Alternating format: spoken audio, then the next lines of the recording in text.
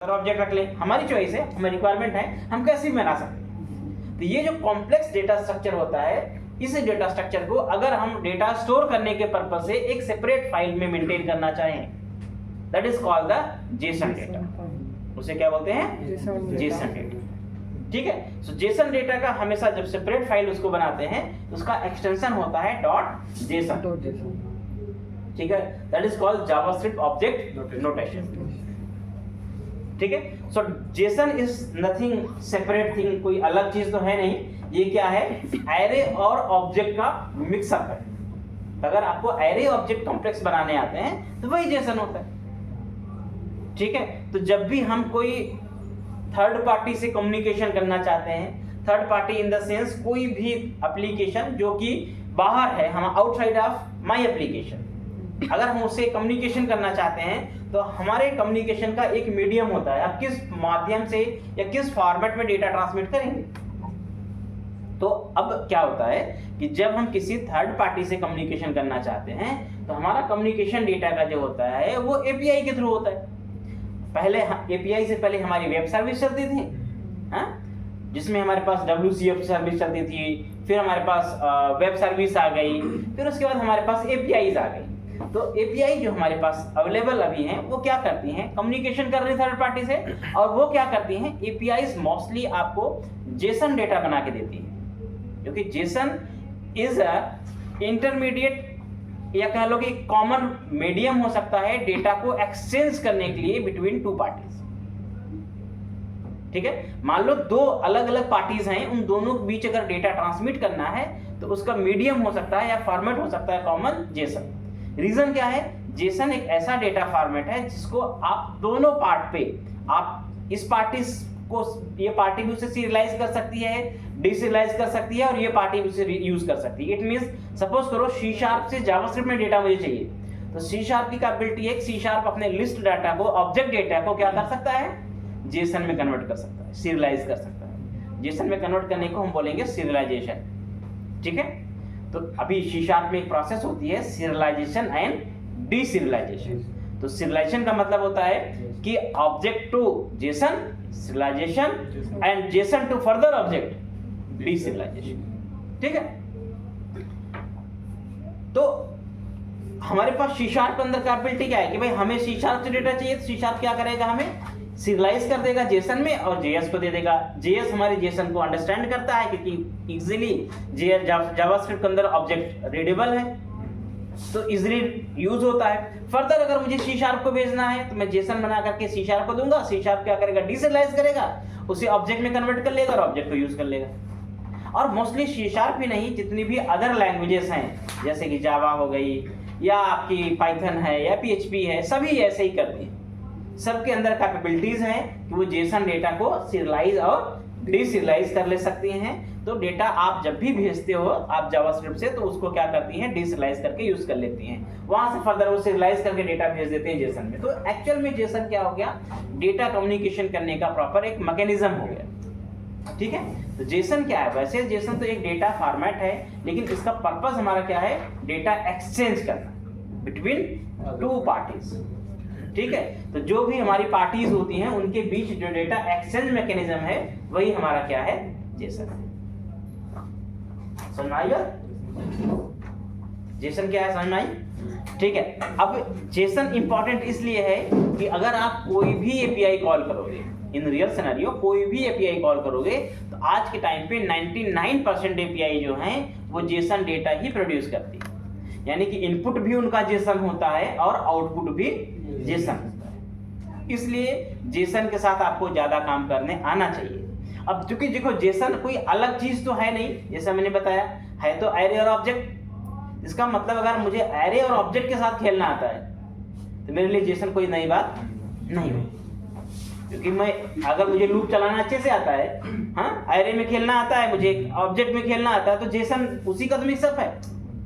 ठीक है। बस जेसन जब नए तरीके से समझा जाता है ना, तो जेसन के अपने कुछ थोड़े से रूल्स बनाए गए, कुछ प्रिंसिपल हैं जो आपके ऑब्जेक्ट और जेसन को अलग करते हैं। आप गूगल पे जाओगे, आप सर्च करना, क्या सर्च करना?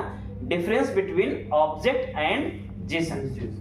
ठीक है। तो कुछ प्रिंसिपल हैं जिसकी वजह से अगर मैं जेसन फाइल मेंटेन, एक्चुअल क्या होता है, ऑब्जेक्ट आपका एक्यूरेट नहीं होता है, लेकिन जेसन आपका 100% एक्यूरेट डेटा होता है। जो फॉर्मेट होता है जेसन आपका एक्यूरेट है, आपका जो ऑब्जेक्ट है वो 100% एक्यूरेट नहीं। सो दैट्स वाई थोड़े से जेसन के अंदर ज़्यादा प्रिंसिपल आपको मिलते हैं जो जेसन फाइलें आपकी रीड करती हैं, कंसीडर करती हैं, अंडरस्टैंड करती हैं, समझती हैं। समझ में बात? तो ये बेसिक फंडामेंटल है जेसन। अब कहानी क्या है कि भाई अब हमें एपीआई कंज्यूम करनी है, ठीक है। तो एपीआई कंज्यूम करने के लिए हम लोग क्या यूज करते हैं, बेसिकली अगर मुझे कोई एपीआई कंज्यूम करनी है, या एपीआई कंज्यूम करने का सिंपल सा मतलब समझो कि अगर मैं क्लाइंट साइड हूं, ठीक है, तो क्लाइंट साइड अगर मुझे सर्वर साइड से कुछ भी डील करना है, अगर मैं क्लाइंट साइड हूं, क्लाइंट साइड मतलब मैं जावास्क्रिप्ट में हूं, ठीक है। तो आपको पता है जावास्क्रिप्ट आपकी क्लाइंट साइड टेक्नोलॉजी है जो डायरेक्टली हमारे सर्वर से या डेटाबेस सर्वर से डील नहीं कर सकती। जैसे आपकी C# डायरेक्टली डेटाबेस से कनेक्ट कर लेती है, वैसे जावास्क्रिप्ट आपकी डेटाबेस से कनेक्ट नहीं कर सकती, ठीक है। तो अब अगर जावास्क्रिप्ट को कोई डेटा चाहिए सर्वर से, तो उसके लिए क्या मैकेनिज्म है, कैसे वो डेटा सर्वर से लेके आएगा, ठीक है। तो उसके लिए जावास्क्रिप्ट ने अपना एक फीचर दे रखा है जिसको आप बोलते हैं एजाक्स।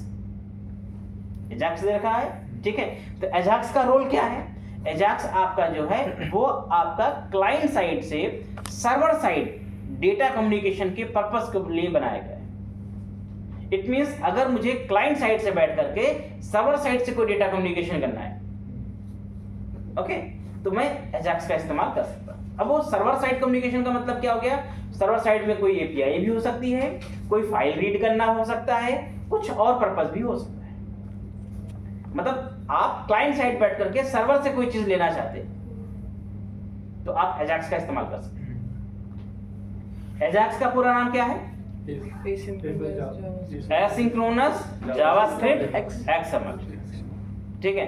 एक्सएमएल इसलिए नाम होता लास्ट में है कि पहले जो एजाक्स था वो कंप्लीटली और प्योरली एक्सएमएल डेटा डील करता था, हम आज से 10 साल 15 साल पहले, ठीक है। लेकिन आफ्टर दैट आपका जेसन डेटा आ गया, जेसन ने एक्सएमएल को पूरा रिप्लेस कर दिया। तो आज के टाइम पे हम जेसन के साथ काम कर रहे हैं, एक्सएमएल के साथ काम नहीं कर रहे हैं। लेकिन ऐसा नहीं है, अगर आपको एक्सएमएल डेटा चाहिए तो हम एक्सएमएल और जेसन दोनों डील कर सकते हैं। जो काम जेसन से होता है वही एक्सएमएल से भी होता है, लेकिन एक्सएमएल थोड़ा सा कॉम्प्लेक्स होता है, कन्वर्जन उसका टफ होता है और थोड़ा सा परफॉर्मेंस वाइज भी वीक होता है। जेसन थोड़ा सा लाइट वेट ज्यादा है, फास्ट ज्यादा है, तो एक्सएमएल के कंपैरिजन में जेसन ज्यादा बेटर माना जाता है, एंड दैट्स व्हाई जेसन को हम लोग प्रेफर भी कर रहे हैं। क्लियर है?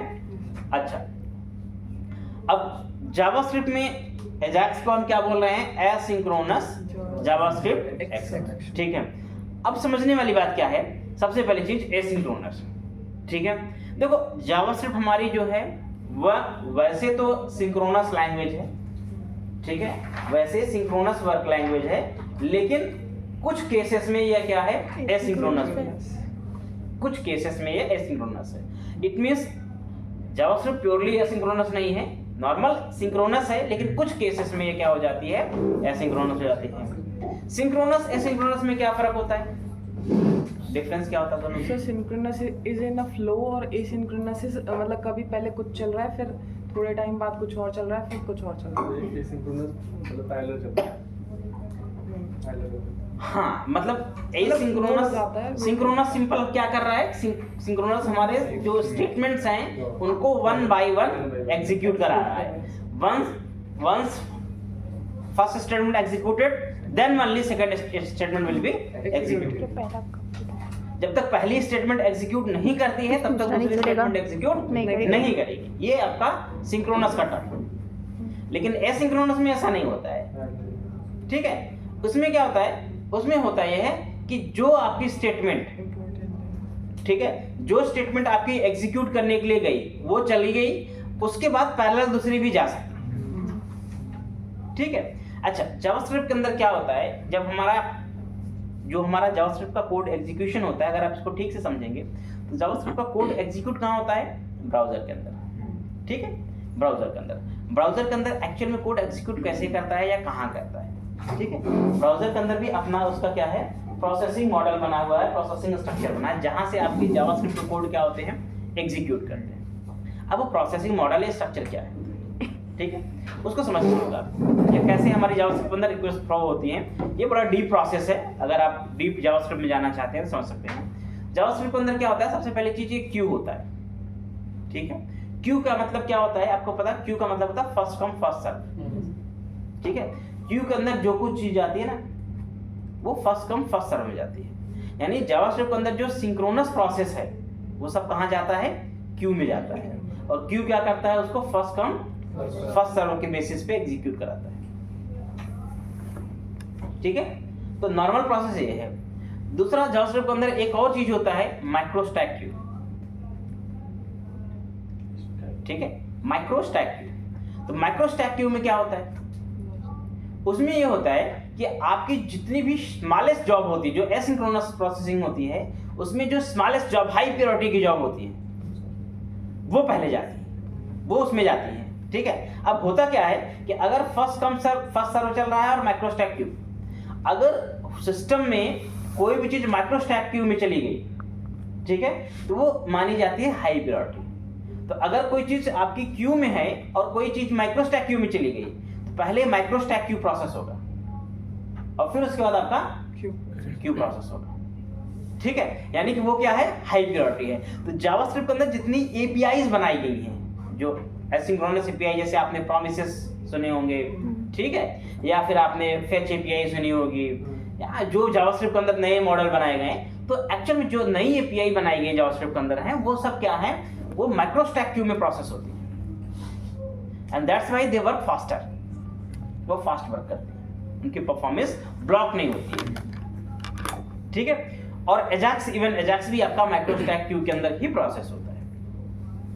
और एजाक्स से नहीं, जावास्क्रिप्ट के अंदर जितना पार्ट आपका एसिंक्रोनस पार्ट है वो आपका माइक्रो स्टैक क्यू के अंदर प्रोसेस होता है, ठीक है। अच्छा, एक और चीज ध्यान रहे कि अगर हमारी कोई भी चीज हमारी एसिंक्रोनस चल रही है, ठीक है, तो एसिंक्रोनस केस में क्या होता है कि हर फंक्शन, जो भी एसिंक्रोनस फंक्शन होगा ना, हमेशा क्या करता है? वो हमेशा सेपरेट मेमोरी एलोकेट करता है। जितने फंक्शन होंगे एसिंक्रोनस, अलग अलग मेमोरी के अंदर प्रोसेस होते हैं, ताकि एक फंक्शन एसिंक्रोनस का दूसरे एसिंक्रोनस फंक्शन को कहीं भी कोई इंटरप्ट ना करे। जैसे आपका एसिड प्रॉपर्टी में आइसोलेशन वर्क करता है, वैसे यहाँ पर आपके एसिंक्रोनस क्यू का वर्क करती है, ठीक है। अब नेक्स्ट क्वेश्चन ये है कि जावास्क्रिप्ट किन किन केसेस में, किस किस सिचुएशन में एसिंक्रोनस है, कब कब एसिंक्रोनस है। 3 सिचुएशन होती है इसकी जब ये एसिंक्रोनस है। पहली कंडीशन क्या है? आप अगर टाइमर फंक्शन यूज करते हो, set time out, set interval, ये 2 फंक्शन होते हैं। अगर आप टाइमर फंक्शन यूज करते हैं जावास्क्रिप्ट के अंदर, तो क्या है? ये एसिंक्रोनस, ठीक है। दूसरी चीज, अगर आप जावास्क्रिप्ट के अंदर एनिमेशन यूज करते हैं, अगर आप एनिमेशन यूज करते हैं तो वो क्या करेगा? एसिंक्रोनस वर्क करेगा, क्योंकि एनिमेशन में भी आपका क्या होता है? इंटरनली टाइमर फंक्शन होता है, क्योंकि एनिमेशन प्रोसेस करने में टाइम लगाता है, ठीक है। तो इसलिए उसको एसिंक्रोनस बनाया गया है, माइक्रो स्टैक क्यू के थ्रू प्रोसेस कराया जाता है। और तीसरी चीज आपकी होती है एजाक्स, जो एसिंक्रोनस है। तो जावास्क्रिप्ट में ये 3 केसेस में क्या होता है? एसिंक्रोनस फंक्शनैलिटी वर्क करती है, एंड रेस्ट ऑफ केसेस में आपका क्या है? वो सिंक्रोनस। क्लियर है? तो जावास्क्रिप्ट का बिहेवियर कुछ इस तरह से है। अब एजाक्स जो हमारा है वो क्या है? एसिंक्रोनस है। इट मींस कि आप पैरेलल सर्वर को एक साथ कई रिक्वेस्ट भेज सकते हैं और पैरेलल कई रिस्पांस भी सर्वर से ले सकते हैं, ठीक है। अब मान लो एक पेज है, जिस पेज के अंदर, सपोज करो आप फेसबुक ओपन करते हैं, ठीक है। तो फेसबुक अगर आप पेज देखेंगे तो कई पार्ट में बटा होता है, उसके अलग अलग पार्ट्स होते हैं भाई। पोस्ट का पार्ट अलग है, चैट का पार्ट अलग है, फ्रेंड लिस्ट का पार्ट अलग है, नोटिफिकेशन का, ये सब क्या है? उसके अलग अलग कंपोनेंट्स हैं। और जब पेज लोड होता है मेरा, तो ये सभी कंपोनेंट लोड होते हैं, यानी कि कहीं ना कहीं सर्वर को एक साथ कई रिक्वेस्ट जाती है, ठीक है। अगर एक रिक्वेस्ट से सारा लोड होता, देखो क्या होगा, अगर एक रिक्वेस्ट से सारी चीज लोड होगी ना पेज में, तो क्या होगा? पेज आपका सिक्वेंशियल लोड होगा। और अगर एक साथ कई रिक्वेस्ट जाएंगी और कई रिक्वेस्ट से अगर आपका पेज लोड हो रहा है, तो एक तो फायदा ये को फास्ट लोड होगा, क्योंकि एक साथ कई पर कंपोनेंट काम कर रहे हैं, लोड हो रहे हैं। ठीक है। और दूसरा क्या होगा कि कभी सीक्वेंशियल लोडिंग नहीं होगी, जो पहले लोड हो गया वो हो जाएगा, जो बाद में होगा वो बाद में होगा। जैसे कोई वीडियो है तो बाद में लोड होगा, पिक्चर है जल्दी लोड हो जाएगी, टेक्स्ट उससे जल्दी लोड हो जाएगा, क्योंकि सब अलग अलग कंपोनेंट है। चैट बॉक्स हो सकता है आपका पहले लोड हो, नोटिफिकेशन बाद में लोड हो। तो एक्चुअल में क्या होगा कि जब पैरेलल में कई रिक्वेस्ट सर्वर को भेजूंगा तो जो रिक्वेस्ट मेरी पहले सर्वर से प्रोसेस हो जाएगी उसका पहले रिस्पॉन्स आ जाएगा, वो पहले पेज पे आ जाएगा। जो रिक्वेस्ट मेरी बाद में प्रोसेस होगी सर्वर से वो बाद में आएगा। लेकिन ऐसा नहीं होगा कि एक चीज लोड होगी उसका वेट करेंगे फिर दूसरा लोड कराएंगे फिर तीसरा होगा, ये चीज नहीं होगा। ठीक है। एसिंक्रोनस में क्या होता है कि we can send multiple requests to server and we can get the multiple response from the server at the same time में। ठीक है। तो ये एसिंक्रोनस का बिहेवियर होता है। सिमिलरली अगर आपको अपने पेज के अंदर, मान लो आपके पेज के अंदर 10 ड्रॉप डाउन है, ठीक है, अब 10 ड्रॉप डाउन में अलग अलग चीजें भरनी है आपको, डायनेमिक है, तो आपके पास एक तो तरीका ये है कि भाई आप एक ड्रॉप डाउन भर जाएगा, फिर दूसरा भरेगा, फिर तीसरा भरेगा, तो 10 ड्रॉप डाउन भरने में कितना टाइम लगेगा भाई? पहला भरा दूसरा भरा, अब सपोज करो पहला दूसरा भर रहा था, तीसरे ने टाइम ले लिया, अब तीसरा अगर मान लो टाइम ले लिया, ठीक है, तो चौथा पांचवा अब वेट करेंगे जब तक तीसरा कंप्लीट नहीं हो जाएगा। तो ये क्या चीज हो गई? ये बेसिकली सिंक्रोनस प्रोसेस हो गया। इसीलिए आपने सी शार्प के अंदर मल्टी थ्रेडिंग भी समझी होगी। मल्टी थ्रेडिंग इसीलिए यूज करते हैं, हालांकि जावास्क्रिप्ट के अंदर मल्टी थ्रेडिंग नहीं होती है, यहाँ पर एसिंक्रोनस होता है। ठीक है।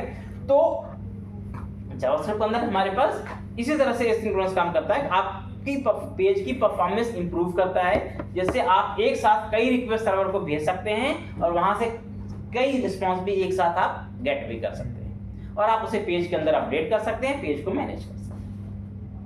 क्लियर है? That's a basic point. तो एजाक्स इसमें आपकी बहुत हेल्प करता है। आप जितने भी नए मॉडर्न एप्लीकेशन देखेंगे, चाहे वो आप इंस्टाग्राम ले लो, फेसबुक ले लो, जितनी भी जीमेल ले लो, आप जितनी भी मॉडर्न एप्लीकेशन, सभी एप्लीकेशन 100% एजाक्स पे वर्क करती है, क्योंकि एजाक्स के थ्रू कम्युनिकेशन करना बहुत ही बेटर है, बहुत मच बेटर बोलो, सबसे बेस्ट तरीका वही है। नॉर्मल जो हम पेज से डेटा रिट्रीव करते हैं, रिडायरेक्ट करते हैं, वो तरीका हमारा बिल्कुल गलत है, क्योंकि उसमें क्या होता है कि हमारा पेज एक बार में पूरा पेज सर्वर को सबमिट हो जाता है। ठीक है। और एक बार भी पेज सबमिट हो गया तो जो प्रोसेसिंग होगी, सपोज करो, अब एग्जांपल छोटा सा लेता हूं, जैसे आप फेसबुक पे काम करते हो, ठीक है, फेसबुक आपने पेज लोड किया, अब सपोज करो फेसबुक के आपकी 10 पोस्ट लोड हुई आपके पेज पे। अब 10 पोस्ट का साइज मान लो 5 MB या 10 MB हो गया, मान लो 10 MB का डेटा आपके पेज पे लोड हो गया, वही आपका पेज जो है 10 MB साइज को कंज्यूम कर लिया उसने, ठीक है, एक पेज। अब होगा क्या कि मान लो आपने किसी पोस्ट पे कमेंट किया, किसी एक पोस्ट पे कमेंट किया, तो कमेंट जैसे करोगे वो सर्वर को अपडेट करेगा, डेटाबेस में कहीं जाकर अपडेट होगा बैकएंड में। तो अब सपोज करो कि अगर मैं जीएस का अजाक्स का यूज नहीं करता, तो नॉर्मल सिनेरियो में क्या होता, जैसे ही मैं सबमिट करता, मेरा पूरा 10 MB का जो साइज का पेज था, पूरा पेज मेरा जाता कहां पे? सर्वर पे, जिसमें डेटा केवल हमारा कुछ बाइट का ही केवल था। जो एक्चुअल डेटा अपडेट करना डेटाबेस में वो कुछ बाइट का है, लेकिन आपका सर्वर पे पेज कितना जा रहा है? 10 MB का जा रहा है। अब वो 10 MB गया सर्वर पे, फिर वहां प्रोसेस हुआ, फिर वापस रिस्पांस लेके आया 10 MB का। तो ये 10 MB का जो ट्रांसमिशन है ये तो अननेसेसरी है। इससे अगर मेरे नेटवर्क की बैंडविड्थ कम है तो ये कितना स्लो वर्क करेगा। और 10 MB तो मैं बहुत छोटा एग्जांपल बता रहा हूं, आप फेसबुक स्क्रॉल करते करते कितना चीज, आप इंस्टाग्राम स्क्रॉल करते कितना डेटा लोड कर लेते हैं, जीबी डेटा लोड हो जाता है। अब अगर कोई मैं हिट करूं रिक्वेस्ट और पूरा वो इतने जीबी का डेटा सर्वर पे जाके पोस्ट होकर के आए, बैकएंड से प्रोसेस होकर के, तो सोचिए कितना टाइम लगेगा। वो ये चीज संभव नहीं है इस तरह के लाइव या रियल टाइम एप्लीकेशंस के अंदर। इसलिए रियल टाइम एप्लीकेशन क्या करती हैं, दे ऑलवेज यूज एजाक्स, कि भाई अगर मुझे एप्लीकेशन में कोई पर्टिकुलर पार्ट पे कोई एक्शन लेना है, तो मैं पूरा पेज, पूरा HTML, पूरी फाइल्स अपनी क्यों सर्वर पे पोस्ट करूंगा, मैं केवल वही पार्ट अपडेट करूंगा ना, वही पार्ट में भेजूंगा ना वहां पे। तो एजाक्स क्या करता है, एजाक्स बैकग्राउंड में आपके पेज के बैकग्राउंड में रिक्वेस्ट भेजता है, कहां पे? सर्वर पे। वहां से रिस्पांस लेता है और लाके फिर बैकग्राउंड में ही आपके पेज में अपडेट मार देता है। इट मींस आपका पेज ना रीलोड होगा, ना रिफ्रेश होगा, बैकग्राउंड में रिक्वेस्ट जाएगी, डेटा भी आएगा और आपका आपके पेज पे अपडेट हो जाएगा। ठीक है, तो बेनिफिशियल कितना ज्यादा हो गया कि आपका पेज बिल्कुल, अगर मेरे पेज में 50 जगह कोई चीज अपडेट करनी है तो डजंट मैटर, मैं पूरा पेज 50 बार अपडेट नहीं करूंगा, मैं रिक्वेस्ट भेजूंगा, बैकग्राउंड में सर्वर पे जाएगा, रिस्पांस आएगा, अपडेट हो जाएगा, मुझे पता भी नहीं चलेगा।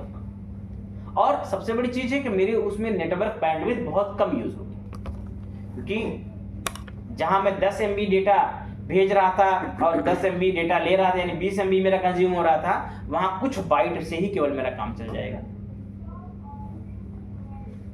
तो बहुत मतलब हजारों गुना ज्यादा परफॉर्मेंस आपको बेटर मिल सकती है एजाक्स यूज करने से।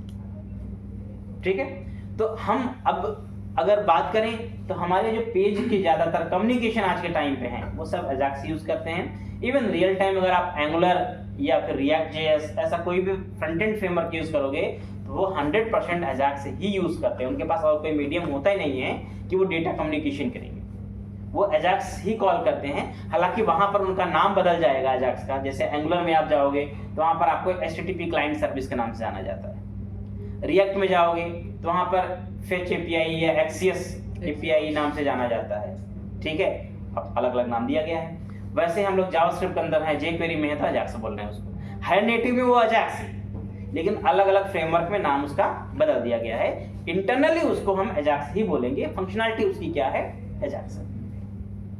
ठीक, तो अभी बेसिक पर्सपेक्टिव हमारा क्या रहेगा कि हम अजाक्स रिक्वेस्ट कैसे तैयार करते हैं, कैसे रिक्वेस्ट सर्वर को भेजते हैं और कैसे वहां से रिस्पांस को गेट करते हैं। ठीक है, फिर इस पे एक दो हम असाइनमेंट भी करेंगे।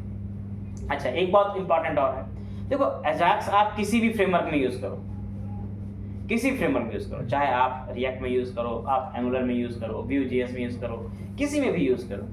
ठीक है, सभी जगह जो अजाक्स है वो नेटिव आती है जावास्क्रिप्ट से। ठीक है, तो जावास्क्रिप्ट में क्या है, इंटरनली जावास्क्रिप्ट में अजाक्स का एक सिंटैक्स है जिससे हम रिक्वेस्ट बनाते हैं और सर्वर को रिक्वेस्ट भेजते हैं। ठीक है, लेकिन अब क्योंकि जावास्क्रिप्ट का जो तरीका है थोड़ा सा कॉम्प्लेक्स है, तो उसके लिए हमें अलग अलग लाइब्रेरी या फ्रेमवर्क ने बनी बनाए मेथड्स दे रखे हैं। अब जैसे अगर मैं jQuery के अंदर जाऊं तो वहां पर मुझे रेडीमेड गेट पोस्ट मेथड मिलता है, एजाक्स मेथड मिलता है, रेडीमेड मेथड। अगर मैं एंगुलर में जाऊं तो वहां बनी बनाई सर्विस मिल जाती है मुझे, मैं केवल कॉल कर लूंगा, मतलब एवरीथिंग रेडीमेड, वेल हैंडल्ड।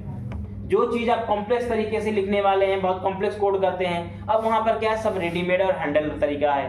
तो आप क्यों एक लाइन का कोड लिखने के बजाय 10 लाइन का कोड, 20 लाइन कोड, और भी उसमें कुछ इनएक्यूरेसी रह गई, हैंडलिंग गड़बड़ हो गई तो बाद में काम भी करना बंद कर देगा, सही काम भी नहीं करेगा। तो मोस्टली जो जिस लाइब्रेरी को यूज कर रहा है, भाई आप प्रोजेक्ट बनाओगे तो कोई ना कोई लाइब्रेरी तो यूज करोगे, कोई ना कोई लाइब्रेरी तो यूज करोगे। आप चाहे jQuery यूज करो, आप चाहे एंगुलर यूज करो, या कुछ तो यूज करोगे। तो आप जो भी यूज करोगे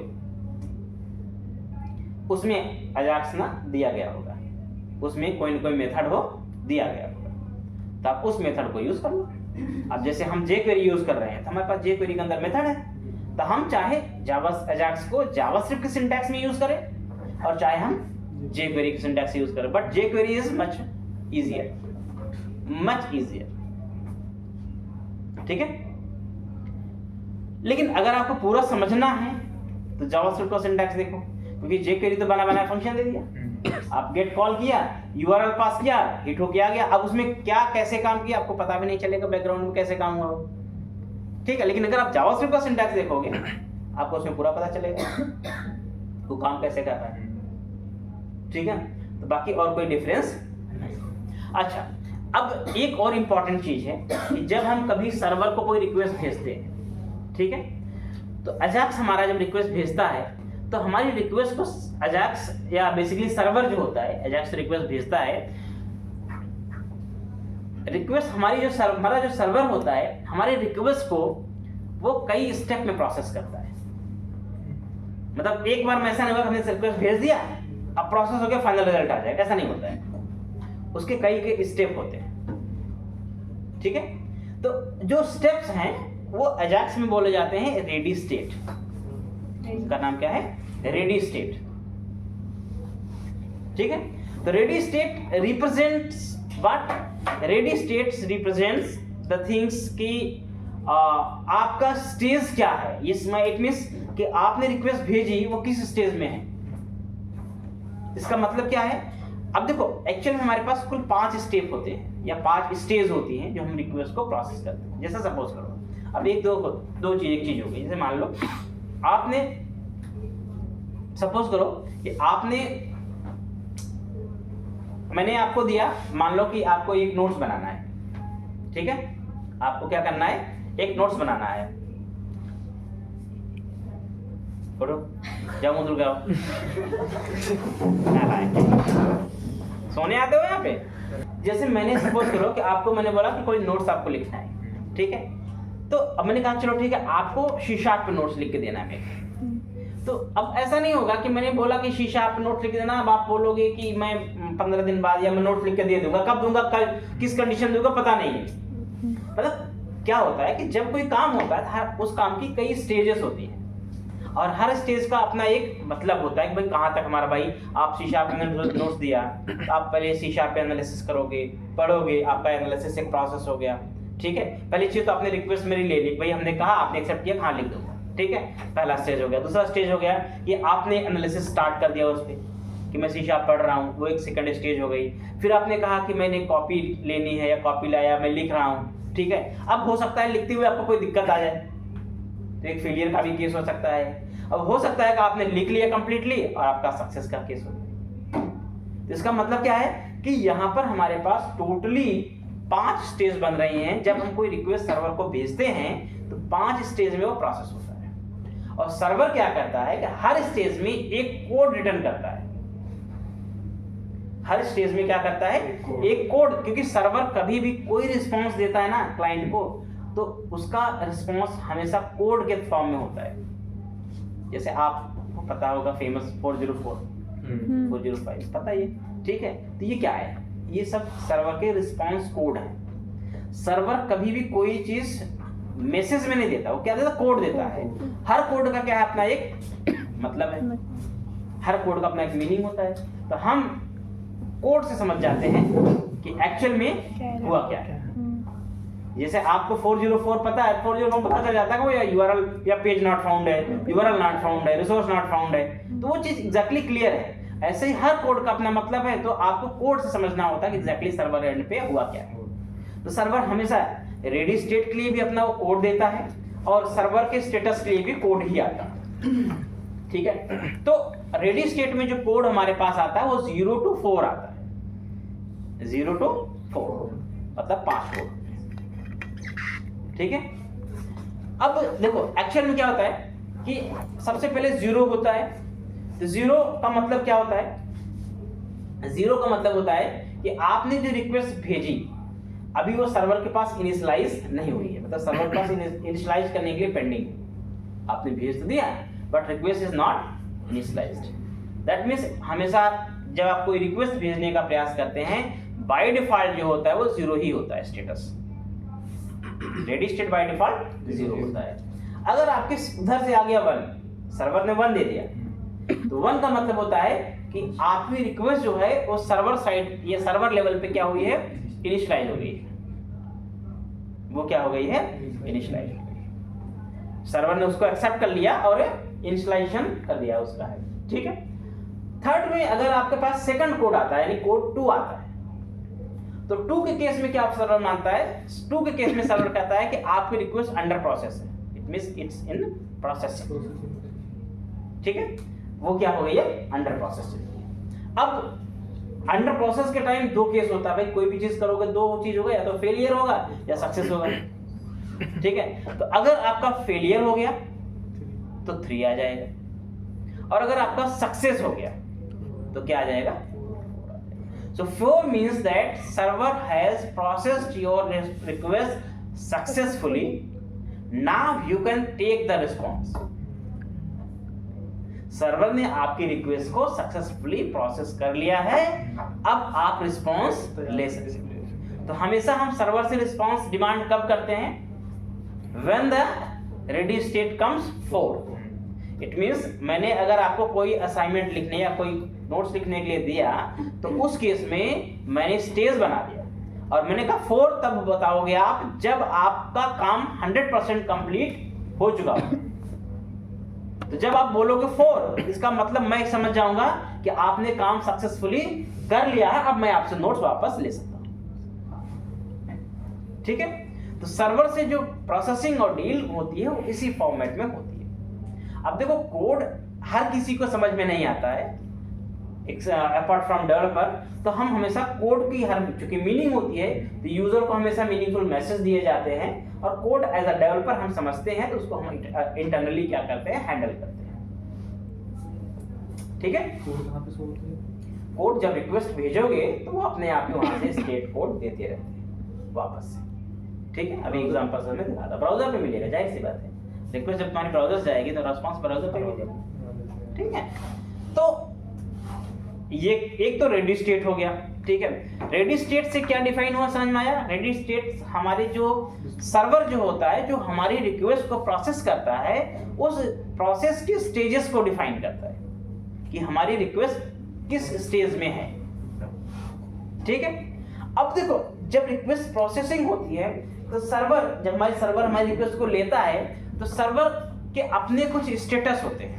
वो एक जो चीज हो गई कि वो हमारे एक रिक्वेस्ट साथ क्या कर रहा है, या क्या केस या क्या प्रोसेस हुआ, लेकिन एक होता है सर्वर का अपना खुद का स्टेटस। उसकी क्या कंडीशन है भाई? मान लो मैंने आपको नोट्स दिया, आप नोट्स लिख रहे हो, आप काम कर रहे हो हमारी रिक्वेस्ट पे, आपने दूसरे के भी नोट्स लिख रहे हो, लेकिन सपोज करो आप बीमार पड़ गए, आप बीमार पड़ गए, तो आप फिर किसी भी स्टेज में हो आप तो काम कर नहीं सकते, आप बीमार पड़ गए, तो उस केस में क्या, वो सर्वर का अपना खुद का स्टेटस, या आप कहीं चले गए, आपका अपना स्टेटस, यानी सर्वर की भी अपनी सिचुएशन होगी। तो उस केस में हमेशा सर्वर का एक स्टेटस होता है, सर्वर का स्टेटस होता है जो ये डिफाइन करता है कि सर्वर पे क्या चल रहा है।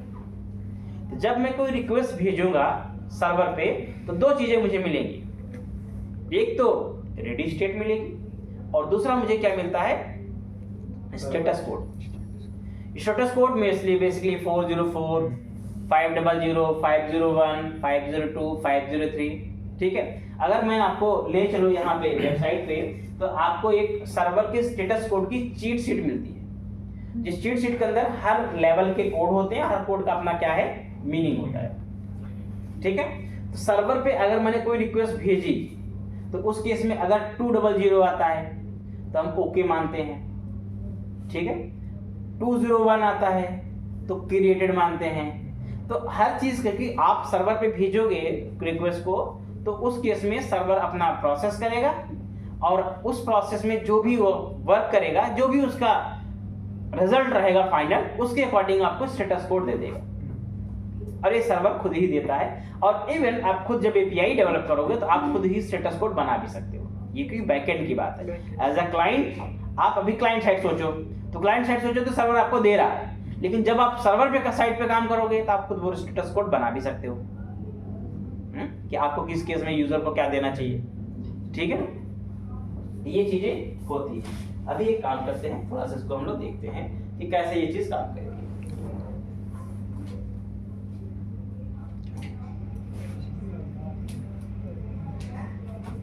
तो सबसे पहले क्या करते हैं, एक तो स्टेटस कोड समझ लो क्या होते हैं, कैसे काम करते हैं, और एक कौन से।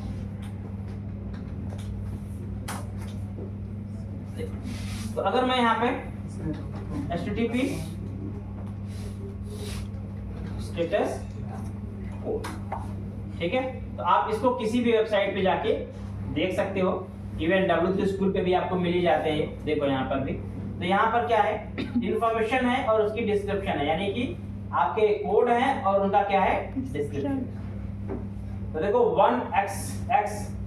1 से जो स्टार्ट होते हैं इनका देखो अपना मीनिंग है, 100 continue, 101 switching protocol, 103 early hints. ठीक है, ये होते हैं। उसके बाद टूट एक्सेस में क्या होता है, 200 मतलब ओके, 201 मतलब क्रिएटेड, 202 मतलब एक्सेप्टेड, 203 मतलब no authoritative information, 204 no content, 204 हर किसी का देखो मीनिंग है। 3 में देखो क्या है, 300 300 आया, मल्टीपल चॉइसेस, 301 मूव परमानेंटली। ठीक है, जैसे तुम कोई लिंक पे क्लिक करते हो, लिंक अगर मूव कर गया, दूसरी जगह चला गया, दूसरा लिंक बन गया है, तो उस केस में आपको ये देता है 301 आता है। 302 found, 303 see others, 304 not modified. ठीक है, 307 टेम्परेरी डायरेक्ट। सबका देखो मीनिंग है। तो सर्वर से जब भी कोई कोड मिले, स्टेटस कोड, तो वो स्टेटस कोड आपको इस मीनिंग के हिसाब से हैंडल करना पड़ेगा, क्योंकि तभी आप उसको प्रॉपर हैंडल कर पाओगे ना, तभी समझ पाओगे प्रॉब्लम क्या है। भाई सर्वर पे हमने रिक्वेस्ट भेज दिया, सर्वर ने कोड बता दिया, अब कोड का मुझे मतलब ही नहीं पता है, मैं कैसे समझूंगा किसका क्या मतलब है, मैं क्या हैंडल करूं? मुझे कोड का मतलब पता होना चाहिए, ताकि मैं उसके अकॉर्डिंग हैंडलिंग कोड की अपने कर पाऊं। ठीक है, सिमिलरली आपको पता है इधर 4 वाले 40400 bad request. Bad request basically बहुत कॉमन एरर है जो आपकी कॉलिंग में, एपीआई कॉलिंग में आती है। बैड रिक्वेस्ट कब आता है? जब आप रिक्वेस्ट सर्वर को भेजेंगे और आपने उसकी रिक्वेस्ट को फुलफिल नहीं किया, मतलब पैरामीटर आपने गलत भेज दिए, पैरामीटर भेजे ही नहीं। अब सर्वर पे मेथड जो बना है उसमें 4 पैरामीटर चाहिए, आपने 2 ही भेजे, आपने टाइप ही गलत उनका भेज दिया, भेजना इंटीजर था, भेज दिया स्ट्रिंग आपने। ये सभी सिचुएशन में क्या होगा, आपका बैड रिक्वेस्ट आएगा। ठीक है, 401 अनऑथराइज्ड, ये कब आएगा? आप रिक्वेस्ट भेज दिए, लेकिन ध्यान दें जो सिक्योर रिक्वेस्ट होती हैं उसमें हमेशा ऑथेंटिकेशन होता है, ऑथराइजेशन होता है, इसके लिए हम टोकन मैकेनिज्म का इस्तेमाल करते हैं। ठीक है, तो अगर टोकन मैकेनिज्म इस्तेमाल हो रहा है, यानी कि आपकी एपीआई सिक्योर है और आपने वैलिड टोकन नहीं भेजा, तो एपीआई उस केस में आपको क्या बोलेगा? अनऑथराइज्ड, मतलब रिक्वेस्ट एक्सेप्ट नहीं हुई है। आपका रिस्पांस अगर 401 आ गया, इसका मतलब हमने जो रिक्वेस्ट भेजी सर्वर ने उसको एक्सेप्ट नहीं किया ड्यू टू ऑथराइजेशन है, वो एक रिक्वेस्ट वैलिड नहीं मिली। ठीक है, सिमिलरली 402 पेमेंट रिक्वायर्ड। अगर आपने मान लो कोई पेड सर्विस दे रखी हुई है, अब मान लो आपका पेड सर्विस एक्सपायर हो गया, डेट एक्सपायर हो गई, अब फिर भी उसको हीट कर रहे हो आप उस एपीआई को, तो उस केस में वो आएगा 402 से, मतलब समझ में आएगा भाई पेमेंट चाहिए, इसको रिन्यूअल कराना पड़ेगा इसका। ठीक है, सिमिलरली फॉरबिडन है, the request was legal request but server is refusing to respond it, यानी कि रिक्वेस्ट तो सही थी लेकिन सर्वर किसी वजह से उसको क्या कर रहा है, रिस्पॉन्स नहीं कर रहा है। सर्वर में हो सकता है डेडलॉक लग गया हो, ब्लॉक हो गया हो रिक्वेस्ट, कुछ भी ऐसा हो सकता है सर्वर एंड पे, तो रिस्पॉन्स नहीं कर रहा है, मतलब फॉरबिडन है। 404 आपको पता ही है, resource not found. 405 method not allowed. Method not allowed मतलब जैसे आपने मेथड बनाया पोस्ट टाइप का, एचटीटीपी पोस्ट टाइप का, आप उसे गेट से कॉल कर रहे हो, तो उसका अप्रोप्रिएट टाइप नहीं कॉल कर रहे हो, नॉट अलाउड। ठीक है, सिमिलरली ये सब कोड का अपना क्या है मीनिंग, हर कोड का देखो बहुत सारे ये हैं, इन सब का मीनिंग है। सिमिलरली 5 वाले आप देखोगे 5 एक्सेस के, इसमें 500 आता है, ये थोड़े से 2-3 इसमें इंपॉर्टेंट है जो ज्यादा आते हैं। 500 का मतलब क्या होता है? Internal server. मतलब क्या है इसका?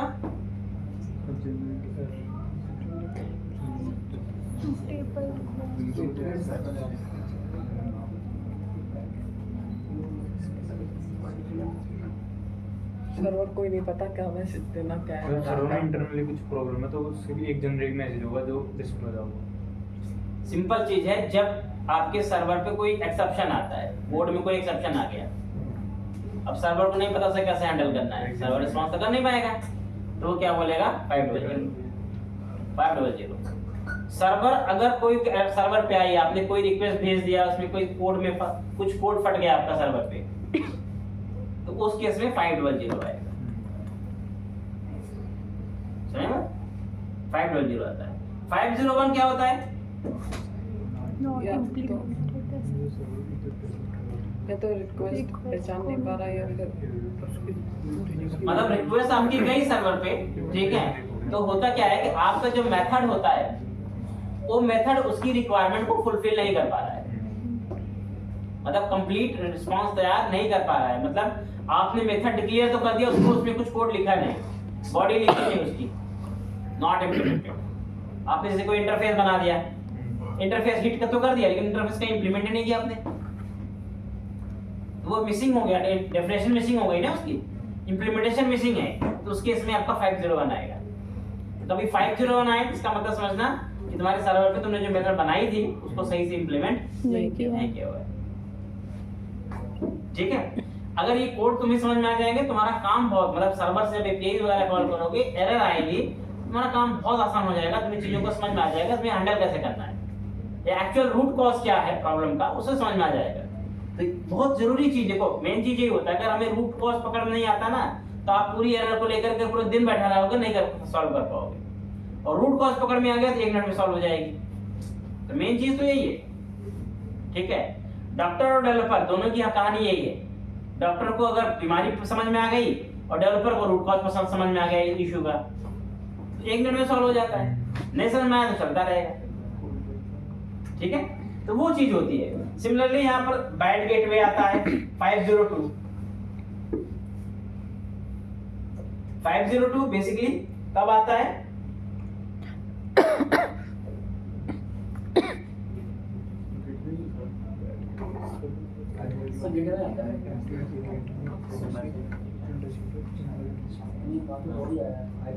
प्रॉक्सी क्या होता है? प्रॉक्सी नाम सुना है?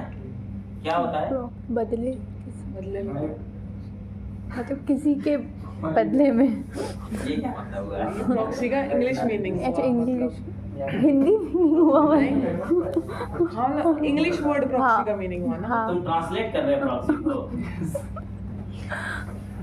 प्रॉक्सी का रियल यूज क्या? एक्चुअल में हर जगह प्रॉक्सी लगती है। आज के टाइम पे कोई भी ऑर्गेनाइजेशन होगा, इवन तुम्हारे यहाँ भी प्रॉक्सी लगी हुई है, तुम जो यूज करते हो वहाँ भी प्रॉक्सी चल रही है। क्या यूज है प्रॉक्सी का?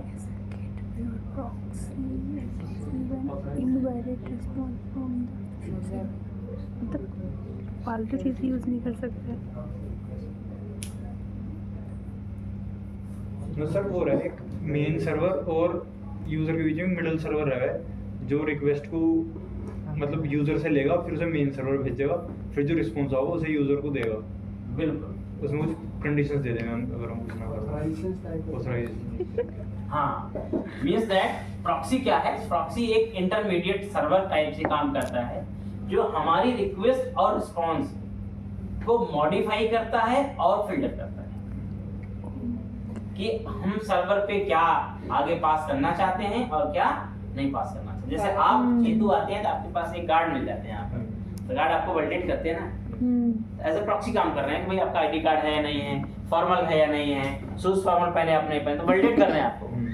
तो सब कुछ वैलिड है तभी आप आगे पास करते हैं। क्योंकि एग्जैक्टली क्या होता है कि जब हम कभी सर्वर पर कोई रिक्वेस्ट भेजते हैं, ठीक है, तो होता क्या है कि सर्वर पर रिक्वेस्ट हम कुछ वैसे हम चूंकि अगर हम www पे काम कर रहे हैं, यानी कि हम वेब पे वर्क कर रहे हैं, तो हम एक ग्लोबल नेटवर्क पे काम कर रहे हैं। यानी हम दुनिया भर के जितने भी नेटवर्क्स हैं, हम कहीं भी रिक्वेस्ट भेज सकते हैं, कोई भी रिक्वेस्ट भेज सकते हैं, वहां रिक्वेस्ट एक्सेप्ट हो जाएगी, प्रोसेस हो जाएगा। तो ये तो एक भाई बेसिकली क्या है कि भाई इस तरह तो मैं कहीं भी रिक्वेस्ट भेज दूं, कुछ भी एक्सेस कर लूं। तो यहाँ पर सर्वर लेवल पे हर सर्वर अपना अपना क्या करता है? प्रॉक्सी यूज करता है। वो कहता है भाई हम क्या लेंगे, हम डिसाइड करेंगे, क्या रिस्पांस देना है हम डिसाइड करेंगे हमारे सर्वर से। ठीक है, जैसे आप चेतु में देखते हैं तो यहाँ पर आपकी बहुत सारी वेबसाइट ब्लॉक्स हैं, आप रिक्वेस्ट भेजते हैं लेकिन यहाँ इंटरनेट को नहीं ले जाती है। वो क्यों नहीं जाती? क्योंकि प्रॉक्सी लगी हुई है, ब्लॉक कर दिया वहां पर कि वो एक्सेप्ट नहीं करेंगे। तो जितना भी रिक्वेस्ट फिल्टरिंग का काम है वो सब क्या है? प्रॉक्सी के थ्रू होता है। तो बेसिकली बहुत केस में क्या होता है कि हम रिक्वेस्ट भेजते हैं लेकिन हमारी रिक्वेस्ट को प्रॉक्सी अलाउ नहीं कर रहा है।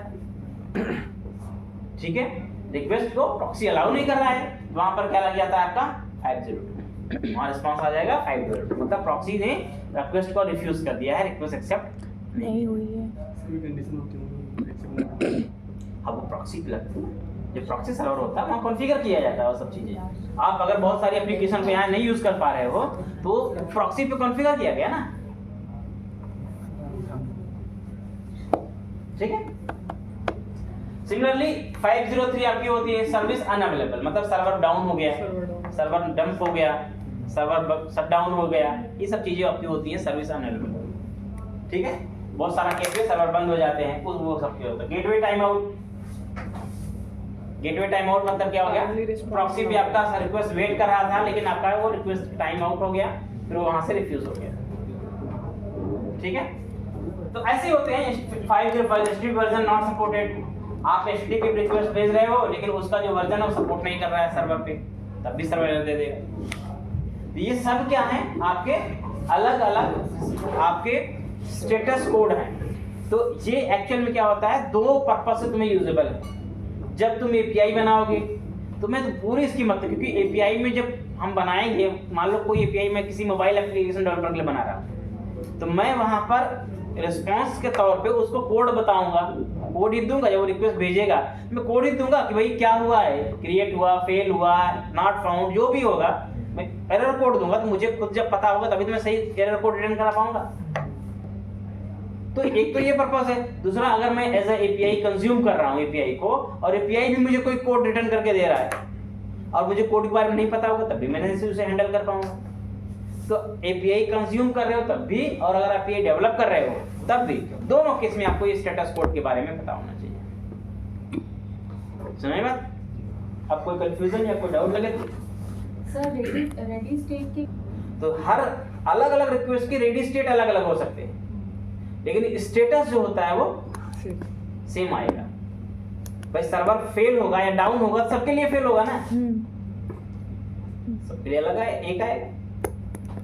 ठीक है, तो अब रिक्वेस्ट को प्रिपेयर करना और कॉल करना, इसका एक प्रोसेस को समझने का प्रयास करें। ठीक है, कैसे सर्वर रिक्वेस्ट बनानी है, कैसे भेजनी है, इसका एक व्यू समझेंगे, कैसे ये काम करता है, जिससे तुम्हें क्लियर होगा ऑल अबाउट।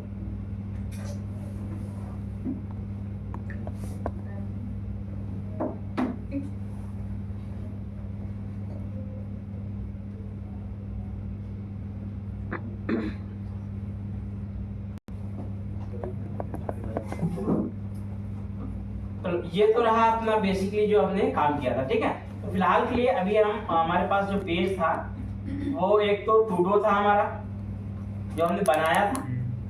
ठीक है, और एक हमारे पास एम्प्लॉय।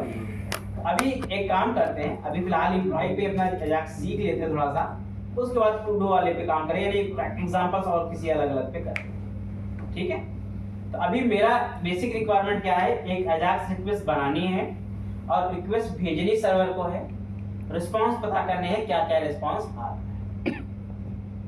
ठीक है, अब देखो, अगर आप चाहो तो अपना खुद एपीआई बना लो, और अगर आप एपीआई अभी नहीं बना रहे हो तो आजकल गूगल पे आपको फ्री एपीआई मिलती है फॉर टेस्टिंग पर्पस। अब जैसे मान लो आप तो डॉट एंड डेवलपर हो, आप तो एपीआई पढ़ रहे हो तो आप एपीआई बना भी सकते हो अपनी, लेकिन कोई मान लो फ्रंट एंड डेवलपर है, उसको एपीआई थोड़ी बनानी आती है, उसको तो एपीआई चाहिए, सैंपल एपीआई।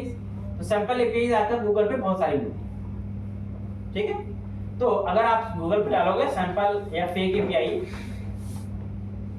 फॉर टेस्ट, तो आपको बहुत सारे मिल जाएंगे। जैसे एक आपको ये मिल जाएगा, ठीक है, इस पे आपके पास अलग अलग एपीआई मिल जाएंगे फेक डेटा के साथ। ठीक है, और रियल रिस्पांस, जैसे ये आपके पास देखो गेट मिल रही है, गेट लिस्ट ऑफ यूजर्स, इसमें देखोगे तो आपके पास रिस्पांस ये आ रहा है, ये देखो इस तरह से लिस्ट ऑफ यूजर आ गया। गेट अगर मैं करूं यहाँ पे सिंगल यूजर के लिए, देखो ये रिस्पांस आपके पास आ गया। ठीक है, यहाँ पर गेट सिंगल यूजर 404 आपके पास अलग अलग देखो आ रहे हैं। यहाँ पर आपको कौन सा कॉल करना है, कैसे करना है, आप यहाँ से इसको उठा सकते हो। ठीक है, तो यहाँ पर आपके पास मिलेगा एक तो फेक एपीआई किस तरह से आपको मिल जाएंगे, यहाँ पर देखिए कोड भी मिल जाएंगे आपको, नेटिव जावास्क्रिप्ट जेक्वेरी का आपको कोड मिल जाएगा, कोड भी कोई उठा के यूज कर लो। मतलब ये पूरा टेस्टिंग कोड आपके पास अवेलेबल है। ऐसे ही आप देखोगे सैंपल एपीआई फॉर टेस्टिंग, ये भी है एक, यहाँ आप मॉक एपीआई यूज कर सकते हो, देखोगे बहुत सारी एपीआई आपको मॉक मिल जाएंगे। This are just for purpose of कि आप इन्हें यूज कर पाओ। अगर आपके पास एपीआई नहीं है तो आप इन्हें टेस्टिंग पर्पस से यूज कर पाओगे। ऐसे देखोगे यहाँ पर रेस्टफुल एपीआई आपके पास ये भी है, ये रेस्ट एपीआई है।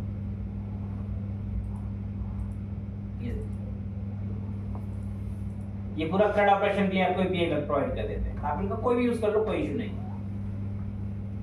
ठीक है, तो कुल मिलाकर के ये एपीआईज हैं जिन्हें मैं अपनी जरूरत के हिसाब से क्या कर सकता हूँ, यूज कर सकता हूँ। मेरे चॉइस पे डिपेंड करता है मैं क्या यूज कर रहा हूँ। फिलहाल के लिए मैं क्या करूँगा, अभी के लिए यहाँ पर एक एपीआई यूज करूँगा मैं, अभी मैं एक एपीआई हिट करते हैं और देखते हैं कैसे काम करते हैं।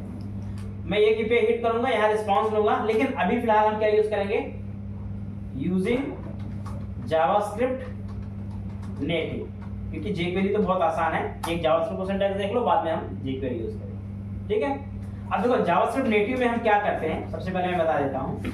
इसमें सबसे पहले हम 3 काम करते हैं जिसमें हमारा रिक्वेस्ट बनता है। फर्स्ट, रिक्वेस्ट इनिशियलाइज होता है। सेकंड, रिक्वेस्ट प्रिपेयर होता है। थर्ड, रिस्पांस हैंडल होता है। यानी रिक्वेस्ट प्रिपेयर इनिशियलाइज किया, रिक्वेस्ट आपने प्रिपेयर करके भेज दिया और फिर आपने रिस्पांस हैंडल कर दिया। 3 स्टेप में आपका पूरा रिक्वेस्ट चलेगा यहाँ पे। ठीक है, तो कैसे भेजोगे रिक्वेस्ट, इसके लिए देखो आपके पास एक यहाँ पर क्या होता है, क्लास होती है। ठीक है, जिसका नाम होता है XML HTTP रिक्वेस्ट। क्या नाम है, XML HTTP। इस क्लास का सबसे पहले आपको ऑब्जेक्ट बनाना पड़ेगा। ठीक है, इस क्लास का आपको क्या करना पड़ेगा, ऑब्जेक्ट बनाना। तो आपने यहाँ पर ऑब्जेक्ट बनाया न्यू कीवर्ड के साथ ऐसे बनता है यहाँ पे। तो आपने XML HTTP रिक्वेस्ट क्लास का क्या बनाया, इंस्टेंस क्रिएट कर लिया। पहला काम आपका हो गया, रिक्वेस्ट आपने इनिशियलाइज की। अब प्रिपेयर करें। अब जब रिक्वेस्ट बन गई, इसमें कुछ चीजें आपको स्पेसिफाई करनी पड़ती है, जैसे HTTP डॉट। अब देखो यहाँ पर आपके पास बहुत सारी इसके अंदर इवेंट, मेथड और प्रॉपर्टीज भी मिल जाएंगी। देखो यहाँ पर ये सब इवेंट भी मिलेंगे, ये सब आपके पास इवेंट हैं। ठीक है, यहाँ पर आपके पास ये सब रिस्पांस के प्रॉपर्टीज हैं, रिक्वेस्ट सेंड करने के लिए चीजें हैं, बहुत सारी चीजें यहाँ पर बनी हुई हैं। ठीक है, तो अब अगर मैं बोलूं यहाँ पे मुझे रिक्वेस्ट भेजनी है, ठीक है, we can use the send method. ठीक है, एंड सेंड के अंदर हम क्या कर सकते हैं, अपना यहाँ पर सिंपल मैं अपने पैरामीटर्स को पास कर सकता हूं या पैरामीटर्स को मैं भेज सकता हूं। तो सिंपली अगर आप इनके सिंटैक्सेस पे जाएंगे तो रिक्वेस्ट आपको सेंड करना है, सिंपल रिक्वेस्ट सेंड हो जाएगी आपकी। लेकिन अब रिक्वेस्ट सेंड करने से पहले रिक्वेस्ट के अंदर आपको डेटा भी भरना पड़ेगा। ठीक है, तो सबसे पहले यूज करेंगे, इससे पहले यूज करेंगे HTTP डॉट ओपन। ओपन का मतलब क्या होता है, इसके अंदर हमें आर्गुमेंट देने पड़ते हैं 2। सबसे पहले तो नंबर 1 क्या होगा, मेथड, कौन सा मेथड कॉल करना है, गेट या पोस्ट। ठीक है, सेकंड URL, किस URL को हिट करना है। थर्ड, एसिंक्रोनस, अगर आप चाहो तो पास कर सकते हो, नहीं भी पास नहीं करोगे बाय डिफॉल्ट ये एसिंक्रोनस ट्रू रहेगा। अगर पास कर दोगे तो एसिंक्रोनस फॉल्स भी कर सकते हो। एसिंक्रोनस फॉल्स हम कभी-कभी किसी केस में करते हैं जब हमें सिंक्रोनस कोड एग्जीक्यूशन करना होता है, अदरवाइज हम हमेशा इसको एसिंक्रोनस चलाते हैं। ठीक है, तो सबसे पहले मैं क्या दूंगा यहाँ पर, method gate, and second parameter क्या हो गया मेरा, URL। मैं एक काम करता हूँ, ये URL उठा लेता हूँ जो मैंने अभी बात की, कॉपी कर लेते हैं इसको और यहाँ ले चल के इसको क्या करते हैं, ये मेरा API हो गया जो फेक API का पार्ट है। ठीक, रिक्वेस्ट तैयार हो गई, नेक्स्ट रिक्वेस्ट ओपन हो गई।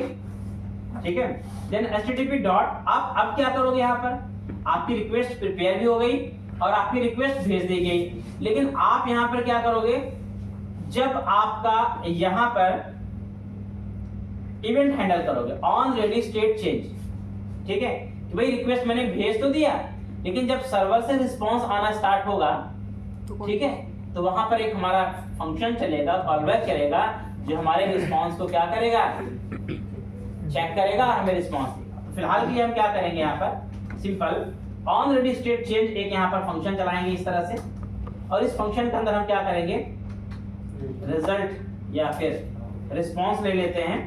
ठीक है, और इस रिस्पांस में आपको मैं कुछ चीजें कंसोल करके दिखाऊंगा। कंसोल डॉट लॉग, केवल रिस्पांस को हम क्या करेंगे, कंसोल करेंगे। कोड को रन कर लो, क्योंकि किसी इवेंट पे है नहीं, डायरेक्टली चल जाएगा, पेज लोड होते ही चल जाएगा कोड आपका।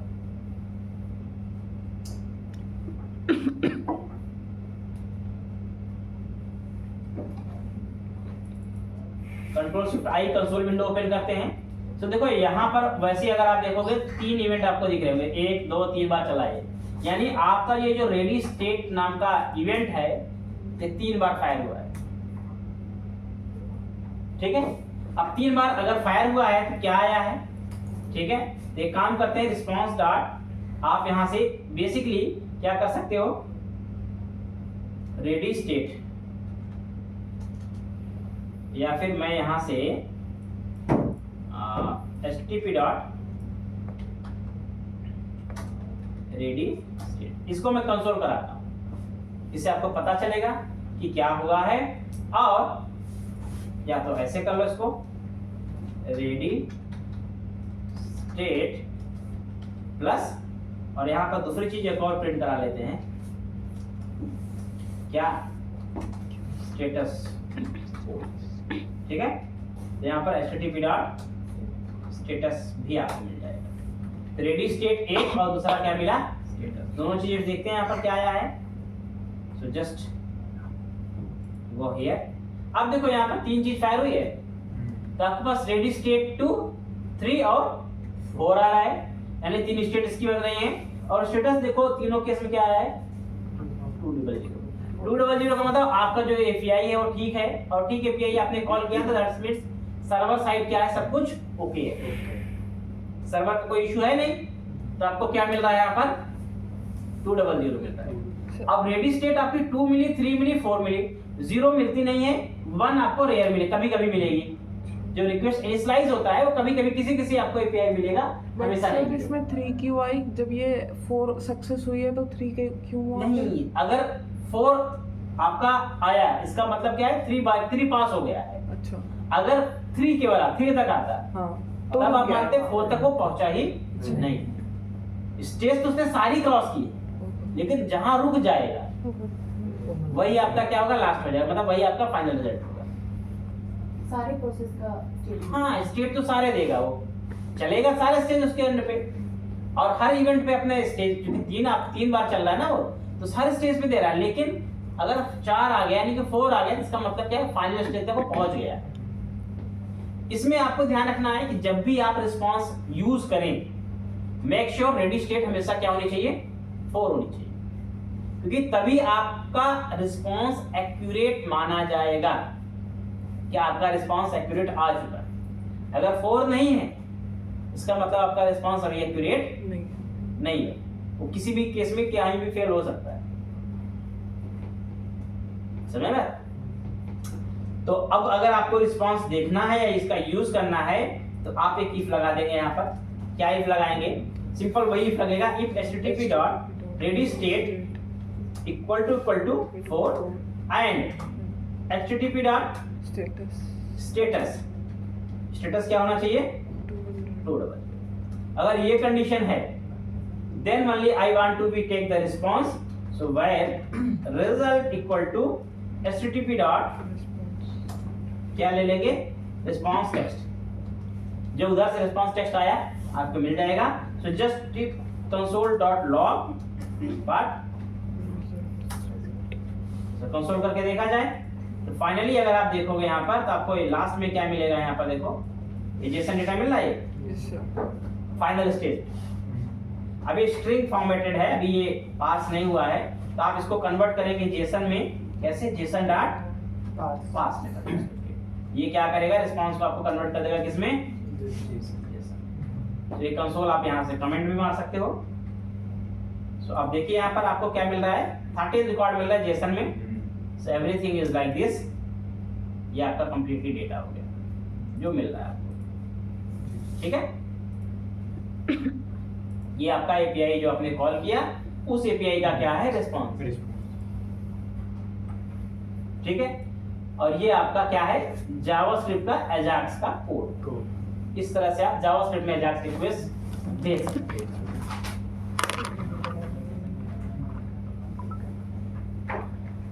नेक्स्ट अब इस पे मैं आपको बताऊंगा jQuery। ये जावास्क्रिप्ट के थ्रू, मतलब ये तो कोई यूज रियल टाइम में कोड होता नहीं वैसे है, लेकिन पता होना चाहिए, क्योंकि जब तुम्हें jQuery बताऊंगा तो तुम्हें ये चीज समझ में आनी चाहिए कि आसान क्या है वहां पे। यहाँ पर तो हमें सब स्टेप समझ